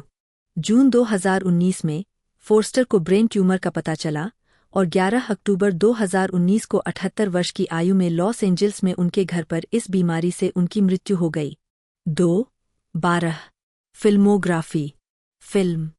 कोल केनेथ हॉसर, जन्म 22 मार्च 1975, एक अमेरिकी अभिनेता है। उन्हें higher learning, school ties, dazed and confused, good will hunting, pitch black, Tigerland, hart's war, tears of the sun, the family that preach, two fast two furious, the cave, the break में फिल्मी भूमिकाओं के लिए जाना जाता है। ऊपर, कठिन मरने के लिए एक अच्छा दिन, ओलिंप गिर गया है, और ट्रांसेंडेंस। टाइगरलैंड में उनके प्रदर्शन के लिए उन्हें सर्वश्रेष्ठ सहायक पुरुष के लिए इंडिपेंडेंट स्पिरिट अवार्ड के लिए नामांकित किया गया था। उन्होंने पुलिस अपराध ड्रामा सीरीज हाई इंसिडेंट में ऑफिसर रैंडी विलिच और पुलिस ड्रामा दुष्ट में एथन केली की भूमिका निभाई। वह वर्तमान में पैरामाउंट नेटवर्क की पश्चिमी ड्रामा सीरीज येलोस्टोन में रिप व्हीलर की भूमिका निभाते हैं। प्रारंभिक जीवन। कोल हॉसर कैस वार्नर के बेटे हैं, जिन्होंने फिल्म निर्माण कंपनी वार्नर सिस्टर्स की स्थापना की। 2. और अभिनेता विंग्स हॉसर। 3. 4. उनके दादा अकादमी पुरस्कार विजेता पटकथा लेखक ड्वाइट हॉसर थे। कोल के परदादाओं में से एक फिल्म सम्राट हैरी वार्नर थे, जो वार्नर ब्रदर्स के संस्थापक भागीदार थे, और उनके नाना मिल्टन स्पर्लिंग, एक हॉलीवुड पटकथा लेखक और स्वतंत्र फिल्म निर्माता थे। हॉसर की नानी, बेट्टी मी वार्नर, एक चित्रकार, मूर्तिकार, राजनीतिक कार्यकर्ता और गैलरी मालिक। 5. का विवाह स्टेनली शिनबाम से हुआ था, जो एक राजनीतिक कार्यकर्ता, अर्थशास्त्री, परोपकारी और लॉस एंजल्स पुलिस विभाग के पूर्व आयुक्त थे। 6. हाउजर अपने पिता की ओर से जर्मन और आयरिश मूल के है और अपनी माता की ओर से यहूदी है। 7. 8. हॉसर के माता पिता का 1977 में तलाक हो गया, जब वह 2 साल का था। उनके अनुसार लगभग 15 साल की उम्र में स्थानांतरण प्रेरित अलगाव के वर्षों के बाद वह पहली बार अपने पिता से मिले। उनके पिता उन्हें 1 साल के लिए अपने पास ले गए और ऑडिशन के बारे में सिखाया। 9. इससे पहले उनकी मां 12 साल की अवधि के भीतर हाउजर और उनके सौतेले भाई बहनों को सांता बारबरा से ओरेगॉन से फ्लोरिडा और फिर वापस सांता बारबरा ले गई थीं। उस समय उन्होंने खेलों में बढ़-चढ़कर भाग लिया, लेकिन आधे अधूरे मन से स्कूल की पढ़ाई की। उन्हें न्यू इंग्लैंड में एक टैलेंट समर कैंप में प्रतिभा के शॉर्टलिस्टेड सर्कल में भर्ती कराया गया था। फिर उन्होंने डार्क ऑफ द मून नामक स्टेज प्ले में अग्रणी भूमिका निभाई, जिससे उन्हें अपने प्रदर्शन के लिए खड़े होकर सराहना मिली। 16 साल की उम्र में उन्होंने अभिनय में कदम रखने के लिए हाई स्कूल छोड़ने का फैसला किया। 10. कैरियर। 2008 में हॉसर ने अपनी फिल्म की शुरुआत स्कूल टाइज 1992 से की, जिसमें Brendan Fraser, Matt Damon, Chris O'Donnell और बेन एफ्लेक जैसे कई युवा और उभरते कलाकार शामिल थे। बाद में रिचर्ड लिंकलेटर की डेज्ड एंड कंफ्यूज्ड में एक भूमिका भी आई, जिसमें एफ्लेक ने भी अभिनय किया था। 1995 में हॉसर ने जॉन सिंगल्टन की फिल्म हायर लर्निंग में कैंपस नवनाजी स्किनहेड्स के नेता की भूमिका निभाई। हॉसर ने बाद में अफ्लेक और डेमन के साथ फिर से टीम बनाई जब वे गुड विल हंटिंग 1997 में एक साथ दिखाई दिए। 2000 में उन्होंने पिच ब्लैक में विलियम जे. जॉन्स की भूमिका निभाई और प्रीक्वल वीडियो गेम में चरित्र को आवाज दी। 2002 में उन्होंने ब्रूस विलिस और कॉलिन फेरेल के साथ हार्ट्स वॉर में एक नस्लवादी अमेरिकी युद्धबंदी की भूमिका निभाई। फिर 2003 में उन्होंने ब्रूस विलिस के साथ टीयर्स ऑफ द सन में नेवी सील की भूमिका निभाई। वह दो फास्ट दो फ्यूरियस में एक भीड़ मालिक के रूप में भी दिखाई दिए। उसके बाद से उन्हें हॉलीवुड फिल्मों में कई प्रमुख भूमिकाएं मिलीं, जिनमें मेल गिब्सन द्वारा निर्मित पपराजी और द केव शामिल है। 2007 में उन्होंने फॉक्स श्रृंखला के विले में एंथनी एंडरसन के साथ अभिनय किया। 10 एपिसोड के बाद शो रद्द कर दिया गया। उसी वर्ष हॉसर ने मार्गरेट लॉरेंस के उपन्यास पर आधारित द स्टोन एंजेल में अभिनय किया। फिल्म विभिन्न महोत्सव मंडलों में चली और मई 2008 में कनाडाई सिनेमाघरों में सीमित रिलीज हुई। उसी वर्ष के दौरान कोल ने अन्य इंडी प्रोडक्शंस जैसे कि करेन किंग्सबरी के एक उपन्यास like dandelion dust, Tyler Perry की द फैमिली दैट प्रीच और को फिल्माया। CBS television pilot the tower. बाद में उन्होंने a good day to die hard में CIA agent Mike Collins, Olympus has fallen में secret service special agent Roma और ट्रांसेंडेंस में कर्नल स्टीवंस की भूमिका निभाई। उन्होंने पुलिस ड्रामा सीरीज दुष्ट में एथन केली के रूप में अभिनय किया और वर्तमान में Paramount network western drama series Yellowstone में रिप व्हीलर के रूप में अभिनय किया। व्यक्तिगत जीवन। हॉसर की पत्नी पूर्व अभिनेत्री और फोटोग्राफर सिंथिया डैनियल है। 11-12 जिन्होंने फ्रांसिन पास्कल की उपन्यास श्रृंखला स्वीट वैली हाई के टीवी श्रृंखला रूपांतरण में एलिजाबेथ वेकफील्ड की भूमिका निभाई थी। हाउजर और डेनियल के 2 बेटे और 1 बेटी है। एशले जुड, जन्म एशले टायलर सिमिनेला, 19 अप्रैल 1968, एक अमेरिकी अभिनेत्री है। वह प्रदर्शन करने वाले कलाकारों के परिवार में पली बढ़ी। देशी संगीत गायिका नाओमी जुड की बेटी और देशी संगीत गायिका विनोना जुड की सौतेली बहन थीं। उनका अभिनय करियर 3 दशकों से अधिक समय तक फैला है और वह वैश्विक मानवीय प्रयासों और राजनीतिक सक्रियता में भारी रूप से शामिल हो गई है। जुड ने ऐसी फिल्मों में अभिनय किया है जिन्हें खूब सराहा गया और जो बॉक्स ऑफिस पर सफल रहीं, जिनमें Ruby in paradise 1993, heat 1995, smoke 1995, Norma Jean and Marilyn 1996, a time to kill 1996, kiss the girls 1997, double jeopardy 1999, where the heart is 2000, Frida 2002, high crimes 2002, divine secrets of the यहाँ sisterhood 2002, delovely 2004, twisted 2004, bug 2006, dolphin tale 2011, Olympus has fallen 2013, divergent 2014, dolphin tale 2 2014, big stone gap 2014, बैरी 2016 और ए dogs वे home 2019। उन्होंने 2012 की television श्रृंखला missing में Rebecca Winston के रूप में अभिनय किया, जिसके लिए उन्हें मिनी सीरीज या मूवी में उत्कृष्ट मुख्य अभिनेत्री के लिए प्राइम टाइम एमी अवार्ड के लिए नामांकित किया गया था। प्रारंभिक जीवन। 2014 में जुड का जन्म 1968 में ग्रेनाडा हिल्स, लॉस एंजल्स में हुआ था। उनके माता पिता नाओमी जुड है, जो बाद में एक देशी संगीत गायिका और प्रेरक वक्ता बन गईं, और माइकल चार्ल्स सिमिनेला, घुड़दौड़ उद्योग के विपणन विश्लेषक है। 1-2 एशले की बड़ी सौतेली बहन विनोना जुड भी एक देशी संगीत गायिका है। एशले के दादा सिसिली, इतालवी वंश के थे और उनकी दादी मेफ्लावर तीर्थयात्री विलियम ब्रूस्टर की दूर की वंशज थीं। 3 जब जुड का जन्म हुआ तो उनकी मां एक गृहिणी थीं। नाओमी ने 1980 के दशक की शुरुआत तक एक गायिका के रूप में प्रसिद्धि हासिल नहीं की थी। जड के माता पिता का 1972 में तलाक हो गया जब वह 4 साल की थी। अगले वर्ष जुड की मां नाओमी एशले के साथ केंटुकी लौट आईं, जहां जुड अपने बचपन के अधिकांश समय तक रहे। 4 जुड ने कॉलेज से पहले 13 स्कूलों में पढ़ाई की, जिनमें Cyrus school, Lexington, Kentucky, Paul G. Blazer high school, Ashland, Kentucky और टेनेसी में फ्रैंकलिन हाई स्कूल शामिल है। स्कूल की छुट्टी के दौरान उन्होंने कुछ समय के लिए जापान में मॉडलिंग की कोशिश की। केंटुकी विश्वविद्यालय में उन्होंने फ्रेंच में स्नातक की उपाधि प्राप्त की और मानव विज्ञान, कला इतिहास, थिएटर और महिला अध्ययन में स्नातक की उपाधि प्राप्त की। वह सोरोरिटी कप्पा कप्पा गामा में शामिल हो गईं। जुड ने अपनी प्रमुख पढ़ाई के हिस्से के रूप में फ्रांस में अध्ययन करते हुए एक सेमेस्टर बिताया। उन्होंने यूनिवर्सिटी ऑफ केंट की ऑनर्स प्रोग्राम से स्नातक की उपाधि प्राप्त की और उन्हें फी बीटा कप्पा के लिए नामांकित किया गया। 5 कॉलेज के बाद जुर हॉलीवुड चली गईं, जहां उन्होंने प्लेहाउस वेस्ट में अभिनय शिक्षक रॉबर्ट कार्नेगी के साथ अध्ययन किया। इस दौरान उन्होंने द आइवी रेस्तरां में परिचारिका के रूप में काम किया और मालिबू किराए के घर में रहती थीं। लगभग उसी समय वह पूर्व में विलियमसन काउंटी, टेनेसी लौट आई, जहां वह अपनी मां और बहन के पास रहती थी। 6 कैरियर अप्रैल 2012 में द पैली सेंटर में एबीसी मिसिंग इवेंट में जड 1991 से शुरू होकर जड Star Trek, the next generation, Darmok और द गेम के 2 एपिसोड में एक स्टारफ्लीट अधिकारी एनसाइन रॉबिन लेफ्लर के रूप में दिखाई दिए। 1991 से 1994 तक उन्होंने एनबीसी नाटक सिस्टर्स में एलेक्स स्वूसी कर्च की बेटी रीड की आवर्ती भूमिका निभाई। उन्होंने 1992 की कफ्स में एक छोटी सी भूमिका के साथ अपनी फीचर फिल्म की शुरुआत की। 1993 में उन्हें विक्टर नुनेज की रूबी इन पैराडाइज में शीर्षक किरदार निभाते हुए उनकी पहली अभिनीत भूमिका के लिए चुना गया था। इसने Sundance film festival grand jury पुरस्कार जीता। यह मानते हुए कि यह भूमिका उनके शेष करियर को आकार देगी, जूड ऑडिशन से पहले बेहद घबराई हुई थी। रास्ते में एक कार दुर्घटना का शिकार होने के कगार पर थी।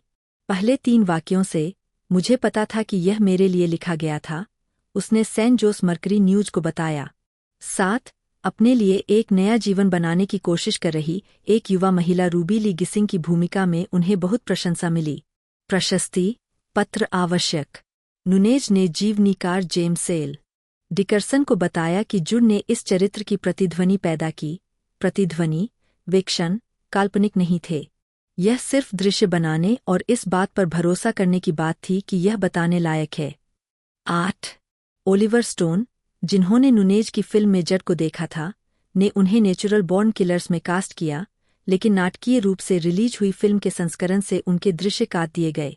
अगले वर्ष उन्हें वेन वैंग की स्मोक में हार्वे कीटेल की अलग हो चुकी बेटी की भूमिका और माइकल मैन की हीट में वैल किल्मर की पत्नी की भूमिका के लिए आलोचकों की प्रशंसा मिली। उसी वर्ष उन्होंने फिलिप रिडले की डार्क एडल्ट परिकथा the passion of darkly noon में कैली की भूमिका निभाई।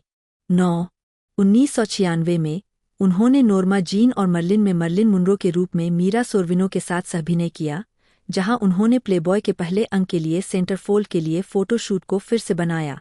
उसी वर्ष thriller film a time to kill में उनकी सहायक भूमिका थी। इसे सकारात्मक समीक्षाएं मिली और यह बॉक्स ऑफिस पर बड़ी सफलता रही। 1990 के दशक के अंत तक जुड ने एक अग्रणी अभिनेत्री के रूप में काफी सफलता हासिल की थी। अतिरिक्त थ्रिलर में मुख्य भूमिकाएं निभाईं, जिन्होंने बॉक्स ऑफिस पर अच्छा प्रदर्शन किया, जिसमें किस द गर्ल्स 1997 और डबल जॉपार्डी 1999 शामिल थीं। प्रशस्ति पत्र आवश्यक 2000 के दशक की शुरुआत में उन्होंने where the heart is 2000, someone like you 2001 और हाई क्राइम्स 2002 में अभिनय किया। ये बॉक्स ऑफिस पर मध्यम सफलताएं थीं। 10 उनकी film divine secrets of the आया सिस्टरहुड 2002 ने अच्छा प्रदर्शन किया। 2002 में उन्होंने समीक्षकों द्वारा प्रशंसित फिल्म फ्रीदा में अभिनय किया। प्रशस्ति पत्र आवश्यक जड ने 2003 में टेनेसी विलियम्स की Cat on a Hot Tin Roof के ब्रॉडवे पुनरुद्धार में मैगी द कैट की भूमिका निभाई। 11 2004 में केविन क्लाइन, जिन्होंने कोल पोर्टर की भूमिका निभाई थी, के साथ डील वली में उनके प्रदर्शन के लिए उन्हें प्रशंसा मिली और सर्वश्रेष्ठ अभिनेत्री के लिए गोल्डन ग्लोब नामांकन मिला। उन्होंने ट्विस्टेड 2004 में भी अभिनय किया। इसकी व्यापक रूप से निंदा की गई थी। 12 2010 में टीवी श्रृंखला रिजोली एंड आइल्स में जासूस जेन रिजोली की भूमिका के लिए जज जेनेट तामारो की मूल पसंद थीं, लेकिन उन्होंने मना कर दिया। एंजी हार्मन ने भूमिका निभाई। 2011 में जुड ने फिल्म फ्लाई पेपर में पैट्रिक डेम्पसे के साथ सहअभिनय किया। 13 2012 में उन्होंने एबीसी श्रृंखला मिसिंग में रेबेका विंस्टन के रूप में अभिनय किया। 14 2014 में वह डाइवर्जेंट में नताली प्रायर के रूप में दिखाई दी, जिसे उन्होंने 2015 के सीक्वल इंसर्जेंट में दोहराया। 2014 में जुड टेरी स्पेंसर हेसर द्वारा निर्देशित तुर्की उपदेशक Fethullah Gulen love is a verb के बारे में वृत्तचित्र फिल्म के कथाकार थे। 15 अगले वर्ष वह केंटुकी डर्बी के प्रसारण के उद्घाटन का वर्णन करने वाली पहली महिला बनी। 16, 17 प्रायोजन 2004 से शुरू होकर जुड अमेरिकन ब्यूटी। 18 कोहल के डिपार्टमेंट स्टोर में बिकने वाला एक एस्टी लाउडर कॉस्मेटिक ब्रांड और एच स्टर्न ज्वेलर्स का विज्ञापन चेहरा था। जून 2007 में गुडीज फैमिली क्लोथिंग ने जड के साथ शरद ऋतु में एजे, लव एशले और एशले जड नाम से 3 फैशन कपड़ों की लाइनें लॉन्च कीं। 2008 में उन्होंने एशले जुर प्लस लाइन जोड़ी। 19 व्यक्तिगत जीवन 2009 इंडियानापोलिस 500 के लिए योग्यता के दूसरे दिन जड। दिसंबर 1999 में जुड की सगाई स्कॉटिश रेसिंग ड्राइवर डेरियो फ्रेचिट्टी से हो गई, जिन्होंने championship auto racing teams cart में प्रतिस्पर्धा की थी। उन्होंने दिसंबर 2001 में स्कॉटलैंड के स्किबो कैसल में शादी की। 20-21 उनकी कोई संतान नहीं थी, जैसा कि वह कहती है। गरीब देशों में भूख से मर रहे बच्चों की संख्या के साथ प्रजनन करना अनुचित है। 21 2013 में उनका तलाक हो गया। 22 जुर एक उत्साही मार्शल आर्ट व्यवसायी है। 23 उन्होंने किकबॉक्सिंग, 24 जूडो, 25 और ताइबो का अभ्यास किया है। 26 फरवरी 2006 में उन्होंने बफेलो गैप, टेक्सास में shades of hope treatment centre में एक कार्यक्रम में प्रवेश किया और 47 दिनों तक रहीं। 27 वह अवसाद, अनिद्रा और सहनिर्भरता के इलाज के लिए वहां गई थीं। 28 2011 में जुड ने अपना संस्मरण all that is bitter and sweet जारी किया, जिसमें उन्होंने किशोरावस्था से वयस्कता तक के अपने जीवन पर चर्चा की। 29 यह संस्मरण एक वयस्क के रूप में उनके मानवीय कार्यों पर केंद्रित है। फरवरी 2021 में कांगो लोकतांत्रिक गणराज्य में जंगल में पदयात्रा के दौरान जुड का पैर टूट गया। दक्षिण अफ्रीका में सर्जरी के लिए अस्पताल तक पहुंचने के लिए पोर्टर्स ने उसे 55 घंटे तक पहुंचाया। 30 जुड एक ईसाई है और उन्होंने अपनी आस्था का हवाला देते हुए कहा कि वह हार्वे विंस्टीन के खिलाफ सार्वजनिक रूप से क्यों गईं। 31 शिक्षा मई 2007 तक जुड ने केंटकी विश्वविद्यालय से बीए पूरा कर लिया था। 32 उन्हें 9 मई 2009 को बारबोरविले, केंटुकी में यूनियन कॉलेज से मानद डीएचएल डिग्री से सम्मानित किया गया। जुड ने 2010 में हार्वर्ड केनेडी स्कूल से मध्य कैरियर एमपीए की डिग्री हासिल करते हुए स्नातकोत्तर अध्ययन किया। 33 अगस्त 2016 में जुड ने Goldman school of public policy में सार्वजनिक नीति में पीएचडी करने के लिए यूसी बर्कले में दाखिला लिया। 34 उसने 2 महीने बाद चिकित्सीय अवकाश ले लिया क्योंकि वह सीज माइग्रेन से पीड़ित थी। 35 रुचिया जुड अपने अल्मा मेटर में खेलों का अनुसरण करती है और केंटकी विश्वविद्यालय के कई बास्केटबॉल खेलों में भाग ले चुकी है। 36 2007 इंडीकार सीजन के दौरान जुड ने नौसिखिया मिल्का डुनो को दौड़ की अनुमति देने की आलोचना की।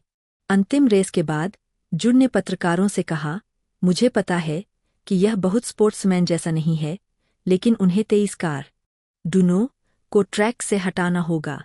यह बहुत खतरनाक है। मैं अपनी जीभ पकड़कर थक गया हूँ। उसे ऐसा करना चाहिए, वहां मत जाओ।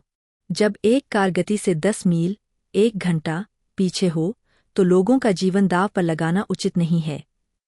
37 38 यौन उत्पीड़न और हमला अक्टूबर 2015 में जुड ने वैरायटी को बताया कि एक स्टूडियो मुगल ने उसका यौन उत्पीड़न किया था, लेकिन उस व्यक्ति का नाम नहीं बताया। अक्टूबर 2017 में उसने कहा कि वह व्यक्ति मिरामैक्स के सह-संस्थापक हार्वे विंस्टीन थे और कहा कि यौन उत्पीड़न किस द गर्ल्स के फिल्मांकन के दौरान हुआ था। 30 अप्रैल 2018 को जुड ने विंस्टीन के खिलाफ मानहानि और यौन उत्पीड़न का मुकदमा दायर किया, जिसमें कहा गया कि उसने उसकी यौन इच्छाओं को अस्वीकार करने के बाद उसके बारे में झूठ फैलाकर उसके करियर को नुकसान पहुंचाया। 40 विंस्टीन ने जुलाई में खारिज करने के लिए एक प्रस्ताव दायर किया। 41 जनवरी 2019 में कैलिफोर्निया में एक संघीय न्यायाधीश ने विंस्टीन के खिलाफ यौन उत्पीड़न के जज के दावे को खारिज कर दिया, लेकिन जज को अपने मानहानि के दावे को आगे बढ़ाने की अनुमति दी कि विंस्टीन ने उनके करियर को नुकसान पहुंचाया। 42 अप्रैल 2019 में विश्व महिला शिखर सम्मेलन में जुड ने जॉर्जिया के 6 सप्ताह के गर्भपात प्रतिबंध को संबोधित किया, जिसे मार्च 2019 में पारित किया गया था। उसने कहा कि उसके साथ 3 बार बलात्कार किया गया था और वह 1 बार गर्भवती हुई थी। उन्होंने कहा, जैसा कि हर कोई जानता है और मैं इसके बारे में बहुत खुली हूँ, मैं 3 बार बलात्कार की शिकार हुई हूँ। एक बार जब मेरे साथ बलात्कार हुआ तो वह गर्भवती थी और मैं बहुत आभारी हूँ कि मैं सुरक्षित पहुँच पाई और कानूनी गर्भपात। क्योंकि बलात्कारी, जो मेरी तरह केंटुकियन है और मैं टेनेसी में रहता हूँ, के पास केंटुकी और टेनेसी में पितृत्व अधिकार है, मुझे अपने बलात्कारी के साथ सहपालन करना होगा। 43 मानवीय कार्य। सुश्री पत्रिका के 2003 अंक this is what feminist looks like के कवर पर जड ऊपरी बाय जुड ने मानवीय कार्य किया है जो लैंगिक समानता, गर्भपात समर्थक कारणों और महिलाओं और लड़कियों के अधिकारों पर केंद्रित है। 2016 में उन्हें यौन और प्रजनन स्वास्थ्य सहित जिम्मेदारियों वाली संयुक्त राष्ट्र एजेंसी अनफपा के लिए सद्भावना राजदूत नियुक्त किया गया था। मई 2018 तक उन्होंने जॉर्डन 44, तुर्की, यूक्रेन 45 और बांग्लादेश 46 में मानवीय संकटों से प्रभावित महिलाओं और लड़कियों के लिए यूएनएफपीए की परियोजनाओं और भारत 47 और श्रीलंका में इसके विकास कार्यों का दौरा किया था। 48 जुड ने यूथएड्स के साथ कंबोडिया, केन्या और रवांडा जैसे बीमारी और गरीबी से प्रभावित स्थानों की यात्रा की है। 49 वह अंतर्राष्ट्रीय स्तर पर गरीबी को रोकने और जागरूकता को बढ़ावा देने के लिए एक वकील बन गई है। उन्होंने राजनीतिक और सामाजिक परिवर्तन के बारे में वंचितों की ओर से राजनीतिक और धार्मिक नेताओं से मुलाकात की है।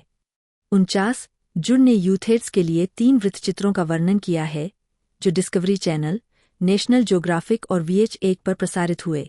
2011 में वह international centre for research on women की लीडरशिप काउंसिल में शामिल हुईं।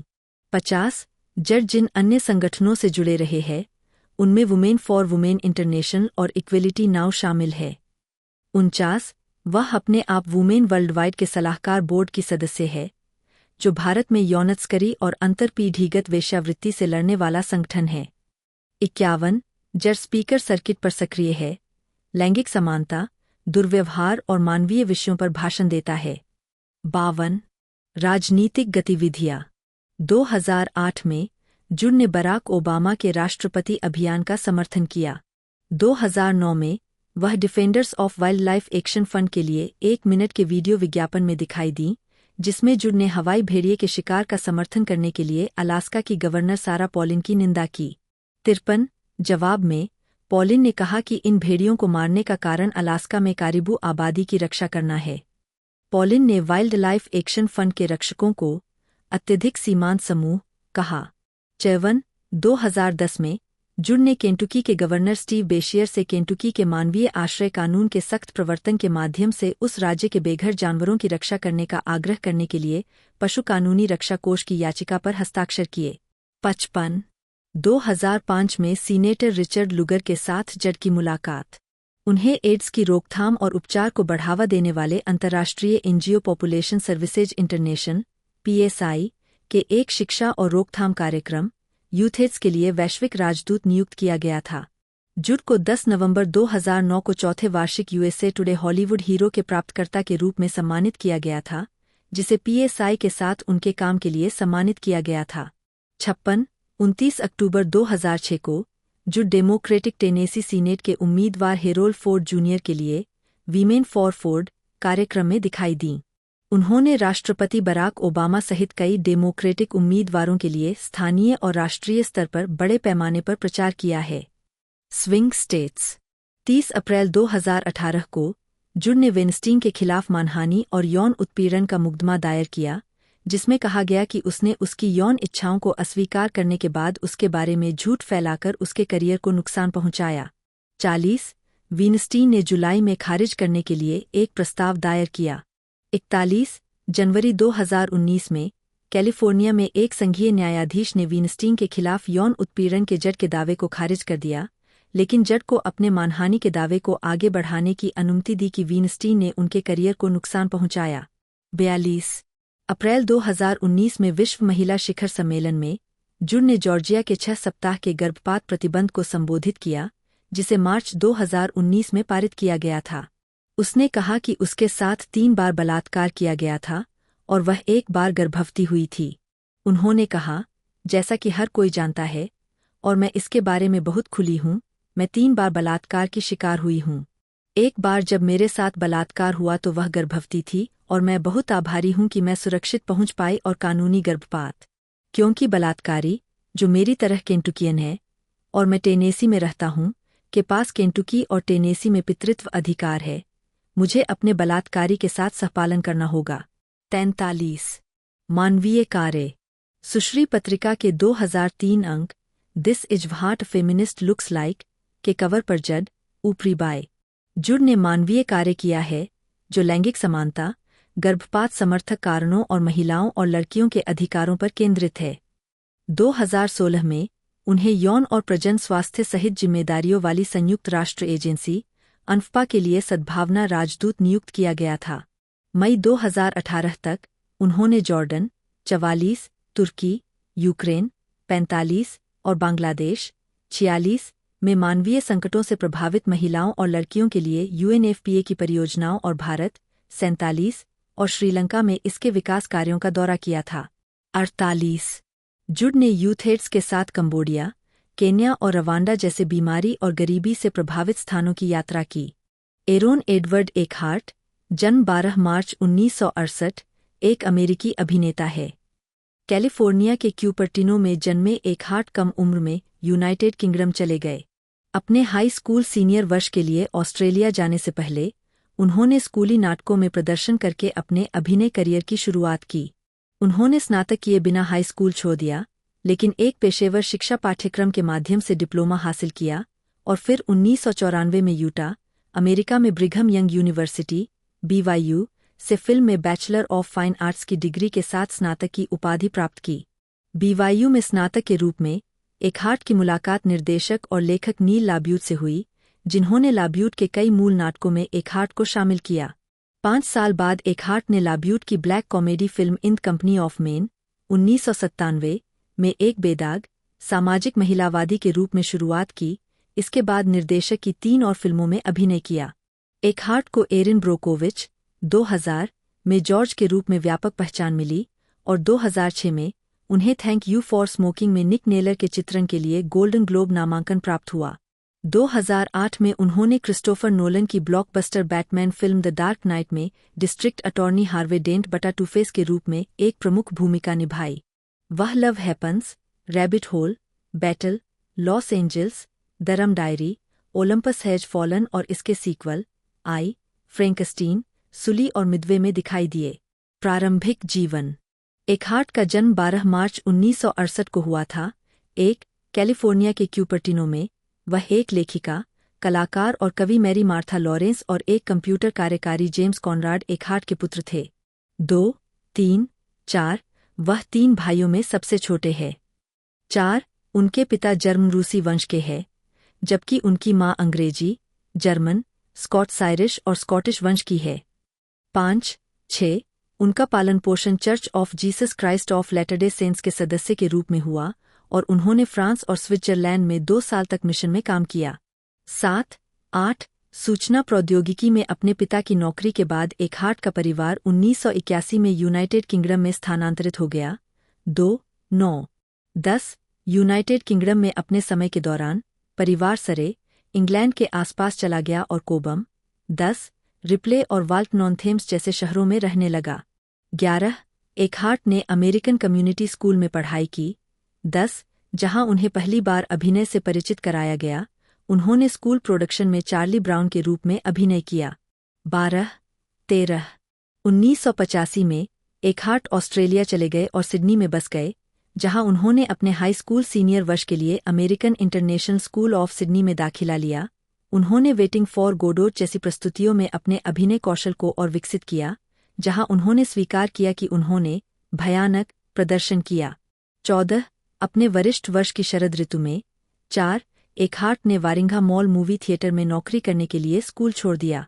15, 16 अंततः उन्होंने एक व्यावसायिक शिक्षा पाठ्यक्रम के माध्यम से अपना डिप्लोमा हासिल किया। 17 इससे एकहार्ट को हवाई और फ्रांस में 1 साल तक सर्फिंग के साथ साथ आल्प्स में स्कीइंग का आनंद लेने का समय मिल गया। 2, 18 1988 में एकहार्ट संयुक्त राज्य अमेरिका लौट आए और ब्रिघम यंग यूनिवर्सिटी वाई में एक फिल्म प्रमुख के रूप में दाखिला लिया। 19 लेकिन बाद में प्रोवो, यूटा में ब्रिघम यंग यूनिवर्सिटी BYU में स्थानांतरित हो गए। 2 उन्होंने 1994 में ललित कला स्नातक की डिग्री के साथ स्नातक की उपाधि प्राप्त की। 15-20 उन्होंने विलियम एस्पर स्टूडियो में अभिनय का भी अध्ययन किया। 21-22 कैरियर प्रारंभिक कार्य ब्रिघम यंग यूनिवर्सिटी में रहते हुए। 23 एकहार्ट मॉर्मन थीम वाली फिल्म गॉडली सोरो में दिखाई दिए और इस भूमिका ने उनके पेशेवर करियर की शुरुआत की। इसी समय उनकी मुलाकात निर्देशक लेखक नील लाब्यूट से हुई। 23 जिन्होंने लाब्यूट के कई मूल नाटकों में एकहार्ट को कास्ट किया। 24 BYU से स्नातक होने के बाद एकहार्ट न्यूयॉर्क शहर चले गए, एक एजेंट हासिल किया और बारटेंडिंग, बस ड्राइविंग और निर्माण कार्य सहित विभिन्न सामयिक नौकरियां कीं।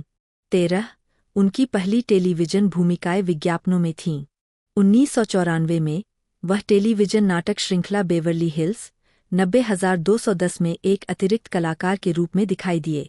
13-25 एकहार्ट ने इस छोटे से हिस्से के बाद वृत्तचित्रपुन, अधिनियमन, बाइबल के प्राचीन रहस्य, सैमसन, टेलीविजन के लिए बनी फिल्में और परिवार में एलियंस जैसे अल्पकालिक कार्यक्रमों में भूमिकाएं निभाईं। 17 1997 में नील लाब्यूट ने एकहार्ट से लाब्यूट के मंचीय नाटक in the company of main के फिल्म रूपांतरण में अभिनय करने के लिए संपर्क किया था। 26 उन्होंने एक निराश सफेदपोश कर्मचारी की भूमिका निभाई जो एक बधिर कार्यालय कर्मचारी को लुभाने, उसका प्यार हासिल करने और फिर अचानक उसे छोड़ देने की योजना बनाता है। 27 यह फिल्म सिनेमाघरों तक पहुंचने वाली उनकी पहली फीचर फिल्म थी जिसे समीक्षकों द्वारा खूब सराहा गया। 28 वाशिंगटन पोस्ट के डेसन होवे ने रिपोर्ट किया कि एकहार्ट फिल्म की सबसे घातक उपस्थिति है और वह एक तरह से डरावनी स्थिति में है, शर्ट स्लीव्स में शैतानी राजकुमार की। 29 in the company of main को एक महत्वपूर्ण सफलता मिली। 63वें वार्षिक New York film critic circle awards में लाब्यूट के लिए सर्वश्रेष्ठ पहली फिल्म का पुरस्कार जीता। 30-31 उनके प्रदर्शन ने उन्हें सर्वश्रेष्ठ डेब्यू प्रदर्शन की श्रेणी में इंडिपेंडेंट स्पिरिट अवार्ड दिलाया। 32 प्रीमियर पत्रिका द्वारा फिल्म को 25 सबसे खतरनाक फिल्मों में से एक का दर्जा दिया गया था। 33 अगले वर्ष एकहार्ट ने एक और LaBute feature your friends and neighbours 1998 में अभिनय किया। 20-23 बैरी के रूप में, जो एक असफल विवाह में यौन रूप से निराश पति था। इस भूमिका के लिए एकहार्ट को वजन बढ़ाना आवश्यक था। 34 1999 में उन्होंने मॉली में एलिजाबेथ शू के साथ अभिनय किया, जो एक रोमांटिक कॉमेडी ड्रामा था जिसमें उन्होंने एक ऑटिस्टिक महिला के आत्म-केंद्रित भाई की भूमिका निभाई थी जो सर्जरी से ठीक हो गई थी। 35 एकहार्ट ने उस वर्ष एक फुटबॉल कोच ओलिवर स्टोन के एनी गिवेन संडे में एक आक्रामक समन्वय के रूप में भी अभिनय किया। 36 महत्वपूर्ण सफलता एकहार्ट को पहली बार 2000 में स्टीवन सोडरबर्ग के नाटक एरिन ब्रोकोविच में पोनीटेल, बकरी वाले बाइकर जॉर्ज के रूप में व्यापक पहचान मिली। 37 फिल्म को उचित समीक्षा मिली। 38 और यह बॉक्स ऑफिस पर सफल रही और दुनिया भर में $256 मिलियन की कमाई की। 39 उनके प्रदर्शन को आलोचकों द्वारा खूब सराहा गया। एंटरटेनमेंट वीकली के ओवेन ग्लीबेरमैन ने लिखा है कि एकहार्ट कुछ हद तक एक आदर्श भूमिका निभा सकते हैं, लेकिन वह अच्छाई को उतना ही स्पष्ट बनाते हैं जितना उन्होंने in the company of main में बुराई को दिखाया था। 40 अगस्त 2004 के एक साक्षात्कार में एकहार्ट ने दावा किया कि फिल्म में शामिल होने से पहले उन्होंने लगभग 1 साल तक काम नहीं किया था। मुझे ऐसा महसूस हुआ कि एक अभिनेता के रूप में जो करना चाहता था उससे दूर जा रहा हूँ। तो दोस्तों, इससे पहले इसके कई पार्ट आ चुके हैं जिनके बारे में मैं आपको एक तरह से बता भी चुका हूँ, और जो इसका जो हाल ही में आखिरी पार्ट 2019 में आया था उसकी पूरी जानकारी मैंने आपको बता दी है। चौथे पार्ट की पूरी जानकारी आपको बता दी। यदि वीडियो अच्छी लगती है तो आप लाइक करना ना भूलिएगा, चैनल को सब्सक्राइब करना ना भूलिएगा। मिलते हैं दोस्तों अगले वीडियो में।